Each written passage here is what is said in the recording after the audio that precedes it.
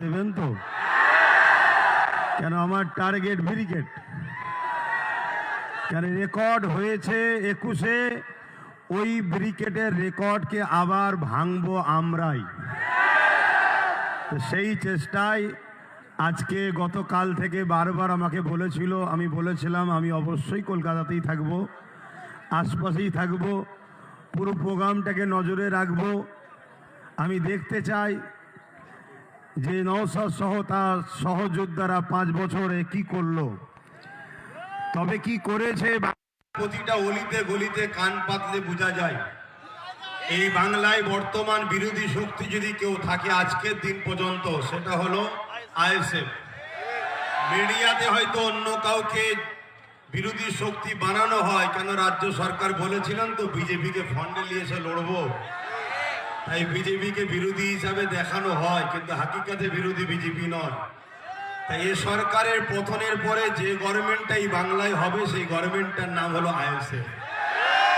আপনারা যে শক্তিতে, যে মজবুতে দাঁড়িয়ে আছেন, আমি এতটুকু বলতে পারি, এই শক্তি, এই মজবুতে আর একটু যদি বিশ্বাসের সাথে ঐক্যবদ্ধ হয়ে আর একটুখানি যদি চাপ বাড়াতে পারেন, তাহলে আগামী দিন কিন্তু আপনাদের হাতেই বাংলা আসছে। তো যাক, আমি আপনাদের এই প্রোগ্রাম দেখেছি, সবই খুব ভালো লেগেছে। আপনারা এভাবে এগিয়ে যান।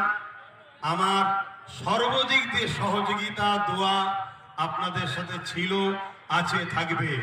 আমরা ভারতীয়, ভিক্ষা নয়, অধিকার চাই। আমরা ভারতীয়, কোনো সংবিধান ছাড়া কোনো দাদা দিদির কথা মানি না। সংবিধানের কথা যে দাদা দিদি বলবে, সেই দাদা দিদিকে মাথায় নিয়ে ঘুরবো। আর যে দাদা দিদি সংবিধানকে তাকে রেখে নিজেদের কথা শোনাতে চাইবে, সেই দাদা দিদিকে সংবিধানের ডায়েরিতে এনে জেলের কারাগারে আমরা যুব সমাজই ভরব। এই অঙ্গীকার নিয়ে আজকে আপনারা তো চলে গেছেন, রাস্তায় সব দেখছি চতুর্দিকে। কেন আমি যদি আরেকটু আগে ঢুকতাম তাহলে তো আরো সমস্যা হয়ে যেত না।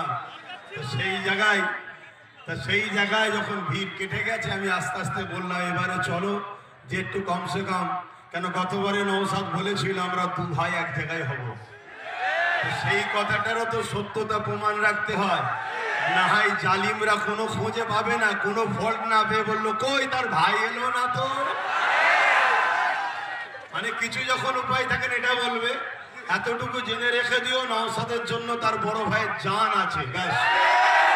এবারে আমার আরো অনেক কাজ আছে, সেদিকটা দেখতে হয়, এদিকটা নওশাদ দেখছে তোমাদের সবাইকে নিয়ে, এবং তোমাদের সাথে, নওশাদের সাথে আমি আছি, অবশ্যই পাশে আছো, তো সে আমি বিশ্বাস করি।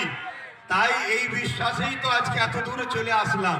তো যাক, সকলে কথা শোনো, আমি এইটুকু বলি, সংক্ষেপ করলাম। আমার শেষ আবার একটা কথা, আমরা ভারতীয়, সাদা চামড়া ব্রিটিশকে তাড়িয়েছি, এই ব্রিটিশদের দালাল কালো চামড়াগুলোকেও আমাদের তাড়াতে হবে। ব্যাস, কথা শেষ করছি। সুস্থ থাকেন, ভালো থাকেন। ভারতবর্ষ জিন্দাবাদ, ভারতবর্ষের সংবিধান জিন্দাবাদ।